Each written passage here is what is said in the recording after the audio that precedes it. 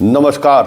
Justice for Nirbhaya में आप सबों का स्वागत है। और आज हम जस्टिस फॉर निर्भया में जिस ब्रेकिंग खबर के साथ आपके सामने उपस्थित हुए हैं वह ब्रेकिंग खबर है भेसरा की रिपोर्ट। जी हाँ, भेसरा की रिपोर्ट ने एक बार फिर से इस पूरे मामले को उलझा दिया है कि हर साइंटिफिक इन्वेस्टिगेशन में जो नई बातें आ रही हैं ना, उस केस की दिशा को ही मोड़ दे रहा है। अब पोस्टमार्टम रिपोर्ट को ही लीजिए, जिसमें वहाँ के डॉक्टर ने कहा कि ऐसा हो सकता है, लेकिन वहाँ कोई सीमेन पार्ट नहीं मिला। मतलब लड़की के प्राइवेट पार्ट में कोई सीमेन का पार्ट नहीं मिला कहीं से भी, लेकिन इसकी संभावनाएं जताई जा सकती है। ठीक है, उसके बाद अनुसंधान की दिशा बदली। फिर उसके अंडरगारमेंट्स में स्पर्म की बात सामने आई, तो अनुसंधान की दिशा एक नई दिशा की तरफ बढ़ गई। और लगातार अब डीएनए टेस्ट हो रहा है, ब्लड लिया जा रहा है।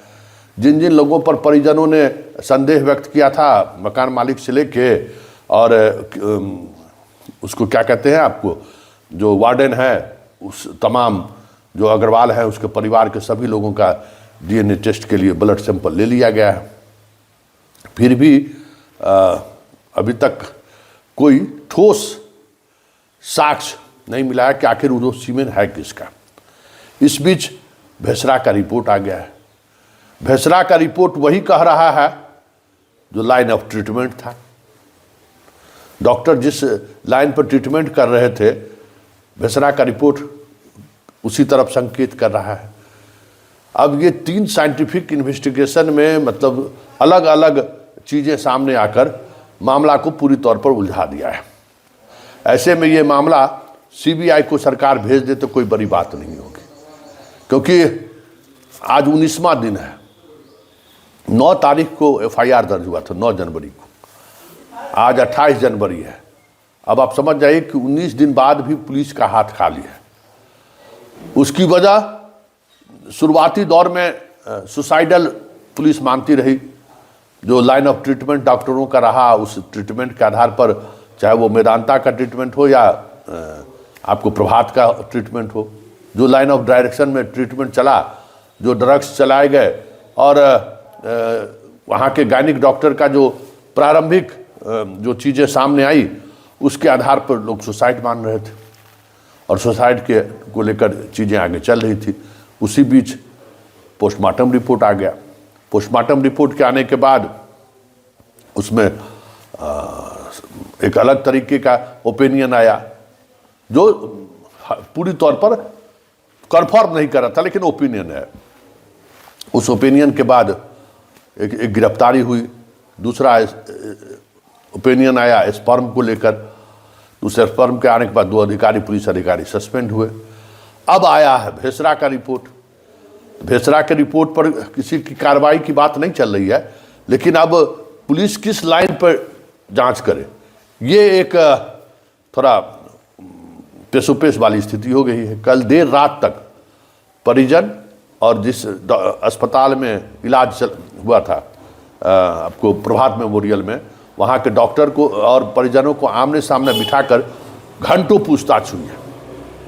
और उस पूछताछ में परिजन के द्वारा जो बातें मीडिया में कही जा रही थी, या परिजन ने जो डीजीपी को लिख कर दिया था, उसको लेकर आमने सामने क्रॉस एग्जामिन हुआ, जिसमें कई ऐसी बातें सामने आई जो परिजन झूठ बोलते हुए पकड़े गए। कोई कपड़ा नहीं दिया है। अब तो कपड़ा देने की बात में एक नई बात सामने आ गई है। अस्पताल की तरफ से परिजन के मतलब पिता को 7 कपड़ा जो कपड़ा दिया गया था, उसमें से 5 ही कपड़ा पुलिस को दी गई है। जैकेट मान लीजिए पुलिस छोड़ दिया कि जैकेट की जरूरत नहीं, लेकिन एक और महत्वपूर्ण कपड़ा है, शरीर पर जो कपड़ा था, वो कपड़ा नहीं दी गई है। वो ये बातें सामने आने के बाद एक नया विवाद शुरू हो गया। उसको लेकर परिजन चुप है, कोई जवाब देने की स्थिति में नहीं है, क्योंकि वो कह रहे थे, पहले कह रहे थे कि कपड़ा दिया ही नहीं। अब वो जब स्वीकार करते हैं कि हाँ कपड़ा हमें मिला है, तो अस्पताल प्रबंधन उनको 7 कपड़ा दिया है और पुलिस को उन्होंने मात्र 5 ही कपड़ा दिया है। तो ये बातें, और उसके बाद हुआ कि जिस डॉक्टर के बारे में कहा गया कि उन्होंने हमको कहा कि इसके साथ रेप की घटना घटी है, उस डॉक्टर को और उस मामा को आमने सामने बिठाया गया। डॉक्टर कहा कि सवाल ही नहीं है, हम उसका ट्रीटमेंट ही नहीं किए। जो महिला डॉक्टर ट्रीटमेंट की है वो बताए, और हम कब बताए, हमने फ़ोन किया या हमारे उससे कब मुलाकात हुई। तो जो समय वो बताया कि इस समय में हमारी आपकी मुलाकात हुई है, तो हॉस्पिटल के उस CCTV फुटेज में उस वक्त डॉक्टर वहाँ पर मौजूद ही नहीं है। तो कई तरह के गलत बयानी की वजह से ही मामला फंसता उलझता जा रहा है।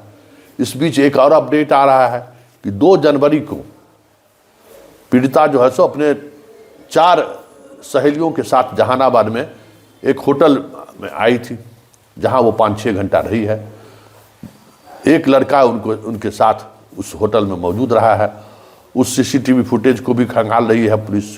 CCTV फुटेज पुलिस को मिल गया है, उसको लेकर भी एक जांच हो रही है। लेकिन वो जांच, हम बार बार कहते हैं कि कहीं न कहीं जहानाबाद से ही तार जुड़ा हुआ है, क्योंकि पटना में कुछ हुआ ही नहीं है। 5 तारीख को जब निर्भया पटना पहुंची है तो पटना के हॉस्टल में कुछ भी नहीं हुआ है। पूरा CCTV फुटेज मौजूद है, कहीं से कोई कट नहीं है CCTV फुटेज। ये जो मीडिया में एक भ्रम फैलाया जा रहा है या परिजन के द्वारा जो कहवाया जा रहा है, वो सब कुछ प्लांटेड है। देखिए, इस केस के 19 दिन बाद भी जो खुलासा नहीं हो पा रहा है, उसके पीछे एक बड़ी वजह परिजन है। परिजन एक तो फैक्ट नहीं बता रहे, क्योंकि पुलिस, देखिए पुलिस के क्या पास है, पुलिस के पास जो पटना पुलिस के पास जो CCTV फुटेज है, 40 से अधिक CCTV कैमरे का फुटेज उसके पास है। उस फुटेज में लड़की के साथ कोई दूसरा व्यक्ति नहीं देखा गया है। पटना जंक्शन पर वो उतरती है और जैसे ही बाहर निकलती है तो उसकी एक हॉस्टल की एक छात्रा मिल जाती है। वो दोनों साथ बैठकर आती है हॉस्टल। उसके बाद हॉस्टल से 2 बार अपने कमरे से वो पानी लेने के लिए, 3रे फ्लोर पर रहती थी ये 2 बार पानी लेने के लिए निकली है। और उसके बाद उस फ्लोर पर कोई नहीं गया है, नीचे से भी नहीं और ऊपर किसी रास्ते से कोई नहीं गया है उस हॉस्टल में। और उसके बाद CCTV फुटेज है कि किस तरीके से रूम तोड़कर बाकी लड़कियां इसको निकाली है, सारे लड़कियों का बयान दर्ज है। इसलिए पटना में कुछ भी नहीं हुआ है।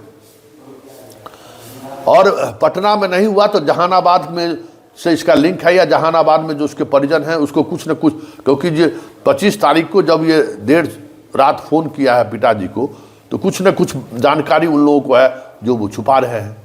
इसलिए पुलिस को इतना वक्त लग रहा है।